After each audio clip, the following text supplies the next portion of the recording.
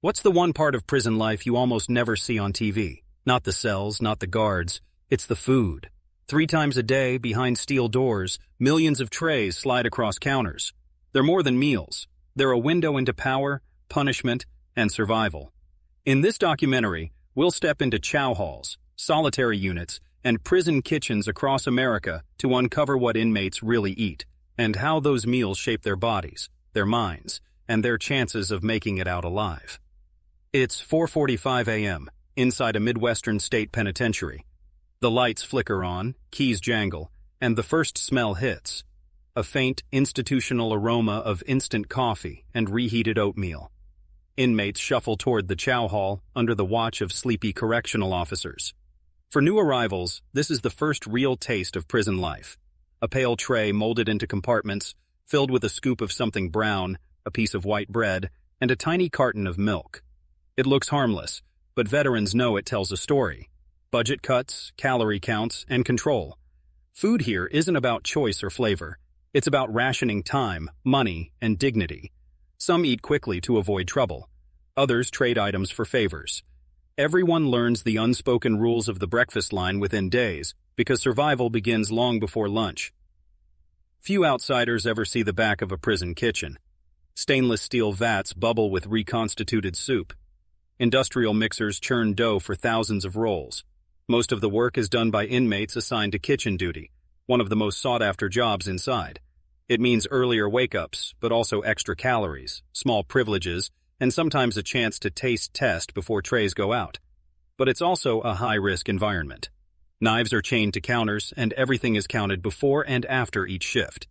What seems like a normal cafeteria line is actually a tightly choreographed security operation.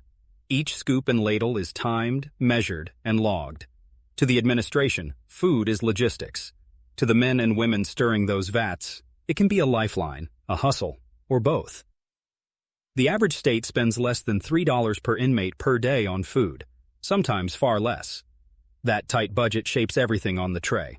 Powdered eggs instead of fresh. Soy-based meat crumbles instead of beef. Bread baked from the cheapest flour available.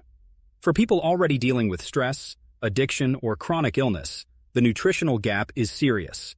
Former inmates tell stories of losing weight rapidly, or gaining it from the heavy starches. Outside advocates warn that these meals can worsen diabetes, hypertension, and depression. Yet on paper, the calorie counts look fine. 2,600 calories a day. It's the quality that's invisible. Each spoonful becomes a reminder of where you are and how little control you have, even over your own body. Inside, food is currency. That bland breakfast sausage can buy a postage stamp. A honey bun from the commissary might pay off a gambling debt. The official tray is just the start of a hidden economy built around taste and scarcity. Men and women kite extra packets of sugar to friends, trade peanut butter for noodles, or stash fruit to ferment into illicit pruno. Staff try to clamp down on it, but the barter system never stops. It's an unspoken social contract. You respect trades, you don't snitch, and you remember who owes you. In some facilities, entire gangs control the flow of high-value items from the kitchen to the cell blocks. Meals aren't just nutrition, they're leverage. Understanding this underground food network explains more about prison life than any security report. Meals do more than feed bodies. They structure the day, mark time, and sometimes break spirits. Solitary confinement units often deliver trays through a slot. No line, no conversation, no smell of coffee wafting ahead. Just a plastic clatter on concrete. Former SHU prisoners describe losing their appetite, then craving even the blandest meal because it's their only sensory change. Some hold on to the ritual of eating as proof they're still human. Others stop eating as protest. Psychologists note how deprivation of taste, variety, and social contact deepens anxiety and depression. For many, a hot meal served on a real plate becomes a symbol of freedom itself. Incarceration isn't just about locked doors, it's also about the slow erosion of small pleasures, and few things are as basic, or as powerful, as food. Not all prison food is the same. A facility in Louisiana may serve rice and beans with a hint of Creole seasoning, while a prison in Minnesota sticks to casseroles and potatoes. Sometimes these recipes are decades old, inherited from wardens long gone. Older inmates talk about how menus shifted with politics. A new governor means new contracts, and new contracts mean different suppliers. In rare cases, a kitchen manager with pride sneaks in small touches, a dash of spice, a real onion in the soup. These minor differences become major topics of conversation on the tiers. Men compare notes, trade stories, and look forward to the one day a month when something tastes almost like home. Regional quirks are a reminder that even behind bars, local culture seeps in, one tray at a time. Commissary is where inmates with money on their books escape the monotony. Ramen noodles, instant coffee, peanut butter, summer sausage, all in tiny packets that cost far more than on the outside. For many, these items are the raw ingredients of prison cooking. With a stinger, an improvised heating coil, or a microwave on the tier, they whip up spreads that rival the official menu. Burritos made from crushed chips, tuna and mayo sandwiches, even cheesecakes cobbled together from cookies and milk powder. These creations aren't just about taste, they're about agency. You choose what goes in, you share with friends, you invent. Commissary cooking has its own etiquette, recipes passed down like family secrets. In a world where almost nothing is yours, a plastic bowl of noodles you made yourself can feel like a feast. Prisons are legally required to accommodate religious and medical diets, but reality often falls short. Muslim inmates request halal meals, Jewish inmates request kosher, and many are offered cold trays with peanut butter and boiled eggs, day after day. Diabetic prisoners may get sugar-free desserts, but still face carb-heavy main courses. Mistakes happen. Wrong trays, cross-contamination, shortages. Lawsuits have forced some systems to improve, but enforcement is uneven. For the person sitting on the bunk with a tray of food they can't eat, it feels like punishment piled onto punishment. Some simply give up and eat whatever's served, risking health or breaking faith. Others file grievances or sue, sparking long battles over a piece of bread or a slice of meat that meets their beliefs. Twice a year, maybe 3, the menu changes dramatically. Thanksgiving turkey, Christmas ham, a scoop of ice cream on July 4th. For a few hours, the chow hall feels different. Officers relax, people smile. Even those in solitary may get a special tray.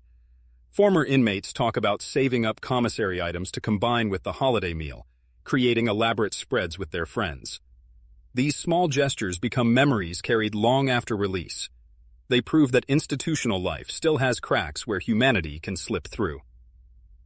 A slice of pie on a paper plate isn't freedom, but it can be a moment of grace, a reminder of family, tradition, and the possibility of change. Food is also a flashpoint. Across the U.S., hunger strikes have been one of the few tools prisoners can use to draw attention to grievances. In California, thousands joined coordinated strikes over solitary confinement conditions, refusing trays for weeks. In other states, inmates have refused meals to protest spoiled food or maggots in the kitchen. Administrators respond with discipline, threats of force-feeding, or sometimes negotiations. These acts transform the humble tray into a political statement.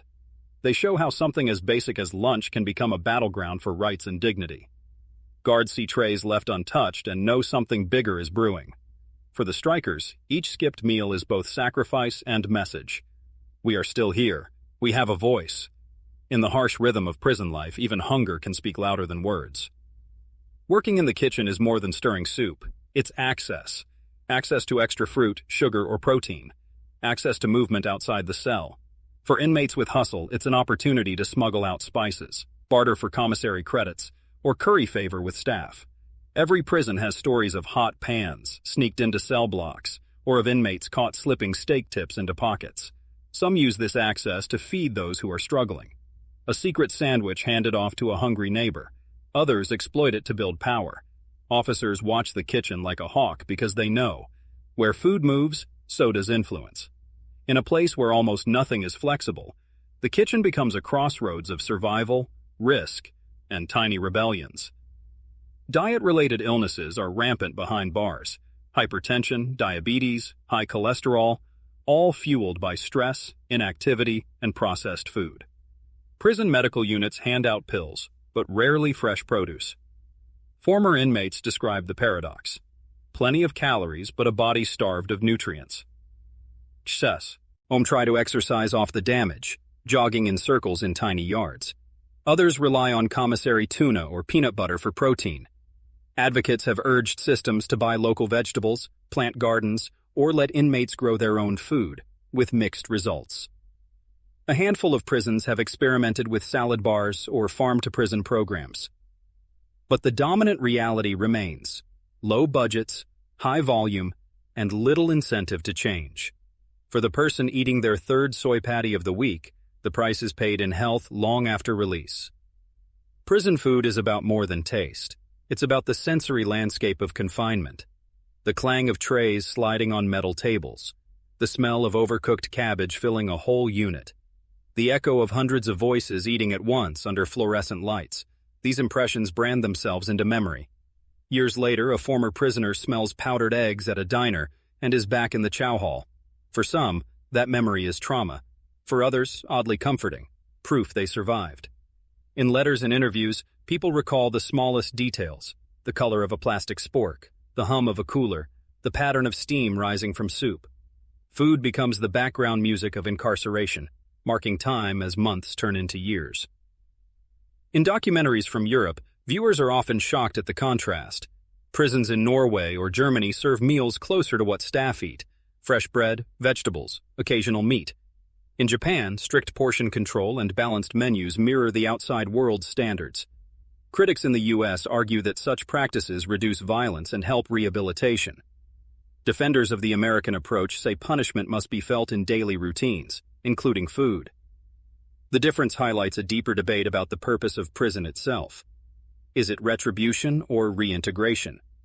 Each tray is a quiet policy statement.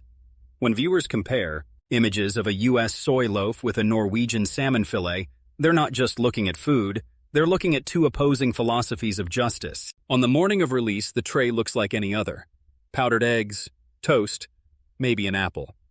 But for the person leaving, it's a farewell ritual. Some inmates skip it, too anxious to eat. Others savor each bite, knowing it's the last institutional meal they'll have. Outside, they'll face freedom, and a bewildering array of choices at the first gas station or diner. Former prisoners describe that first free meal as overwhelming: real plates, menus, seasoning. Some cry, some laugh, some can't finish. The memory of prison food lingers, shaping tastes and habits long after release. Even decades later, a simple cup of coffee drunk without supervision feels like luxury.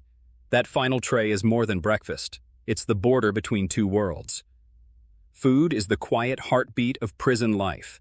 It schedules the day, fuels the body, shapes the mind, and mirrors the system's values. From the first gray scoop at dawn to the last cold sandwich at night, each tray tells a story about power, scarcity, and resilience. Behind bars, meals become currency, comfort, protest, and memory. They reveal the hidden economy and hidden humanity of people society has locked away. By looking closely at what inmates really eat, we're not just learning about menus.